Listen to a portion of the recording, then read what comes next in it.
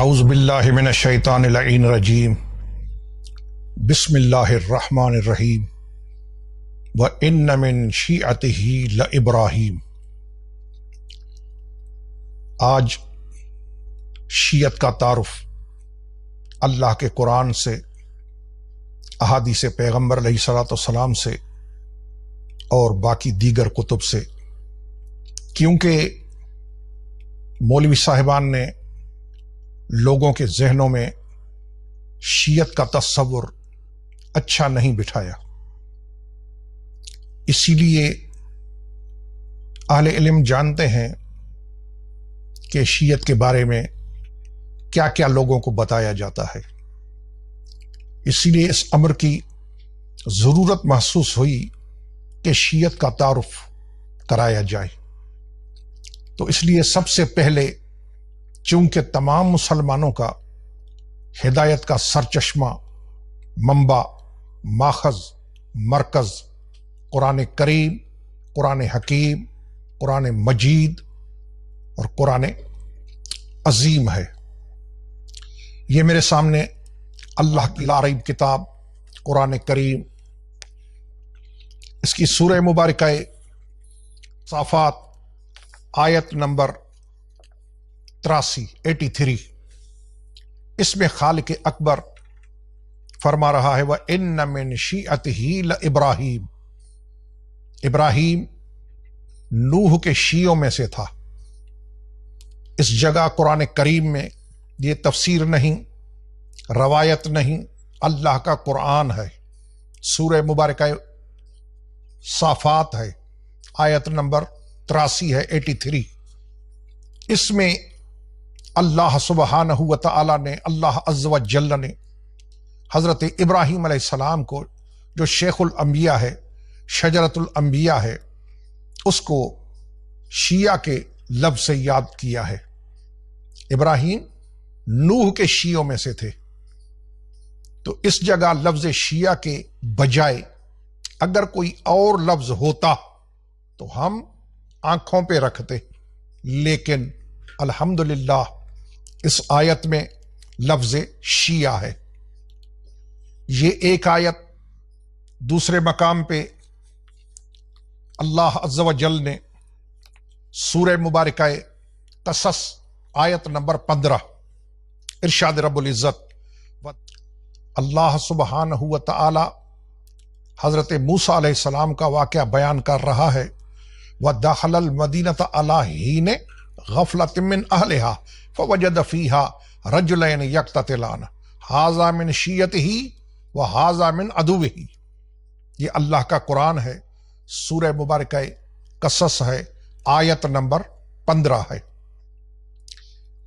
وَدَخَلَ الْمَدِينَةَ عَلَىٰ حِينِ غَفْلَةٍ مِّنْ أَهْلِهَا فَوَجَدَ فِيهَا رَجُلَيْنِ يَقْتَتِلَانِ هَٰذَا مِنْ شِیعَتِهِ وَهَٰذَا مِنْ عَدُوِّهِ۔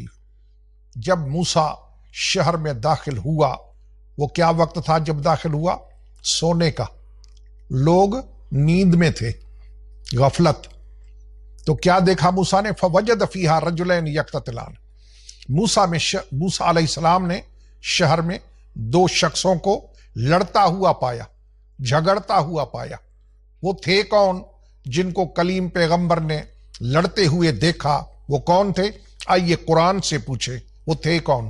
اللہ فرماتا ہے ہاذا من شیعتہ، ایک موسیٰ کا شیعہ اور دوسرا وہذا من عدوہ، دوسرا دشمن۔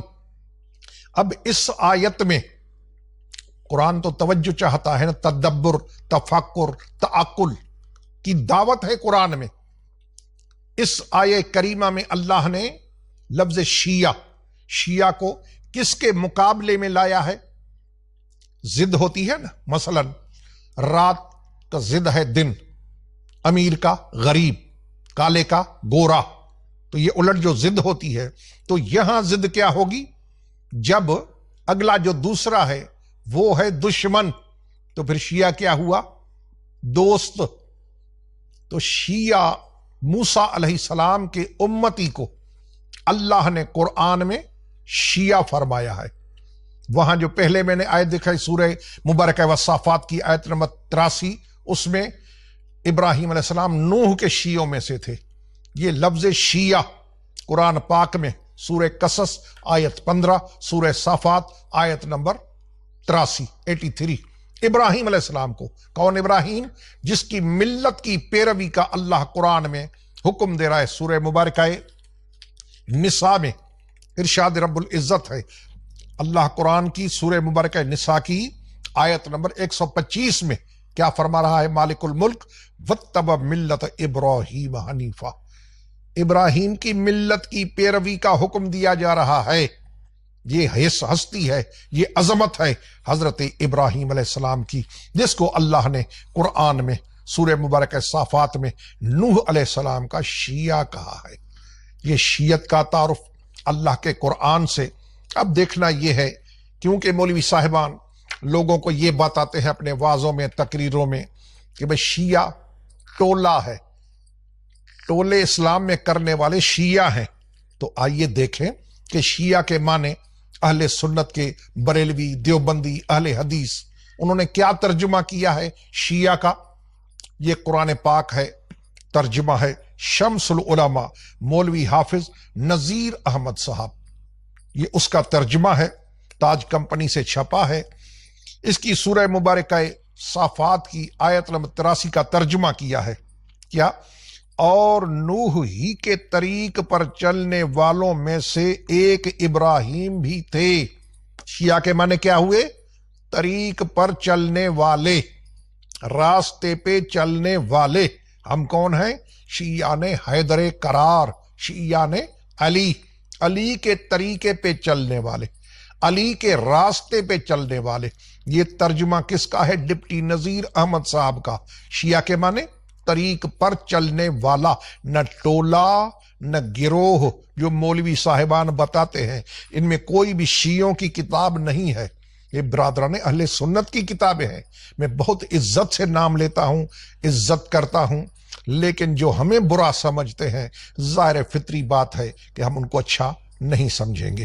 یہ قرآن پاک دوسرا ترجمہ دیکھیں کہ شیعہ کا ترجمہ تفسیر حقانی، فخر المفسرین عمدۃ المتکلمین علامہ ابو محمد عبد الحق حقانی دہلوی، میر محمد کتب خانہ سے چھپی ہے۔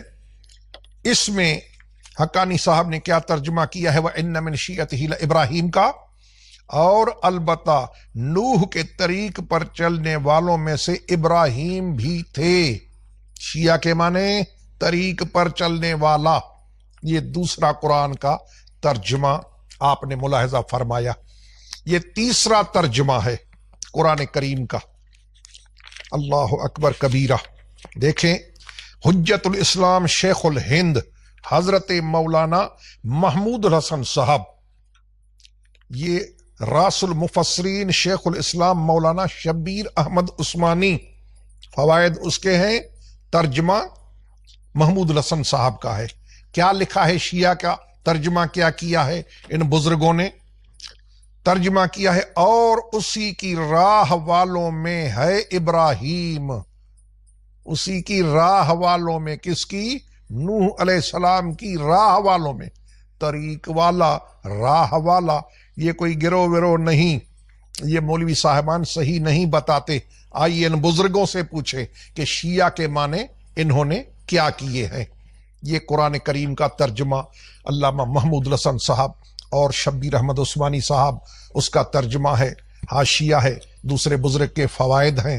آئیے یہ ترجمہ ہے سید ابو الاعلیٰ مودودی کا، مودودی صاحب، قرآن کا ترجمہ۔ انہوں نے کیا شیعہ کا ترجمہ کیا ہے؟ وَإِنَّ مِن شِيَّتِهِ لَإِبْرَاهِيمَ، کیا کیا؟ اور نوح ہی کے طریقے پر چلنے والا ابراہیم تھا۔ شیعہ کے معنی طریق پر چلنے والا۔ یہ مولانا مودودی صاحب میں ترجمے دکھا رہا ہوں، آپ ملاحظہ فرمائیں کہ شیعہ کے معنی جو مولوی صاحبان لوگوں کو بتاتے ہیں وہ نہیں ہیں۔ شیعہ طریق پر چلنے والا، شیعہ راہ پر چلنے والا۔ مزید ترجمے دکھاؤں گا انشاءاللہ تعالی، تاکہ مفصلاً شیعت کا تعارف ہو جائے، لوگوں کے ذہنوں سے یہ چیزیں نکل جائیں جو شیعوں کی مخالفت میں، شیعہ دشمنی میں، شیعہ بغض میں لوگوں کے ذہنوں میں ڈالی گئی ہیں وہ ختم ہو جائیں، مسلمان آپس میں بھائی بھائی بن کے رہیں۔ والسلام علیکم ورحمۃ اللہ وبرکاتہ۔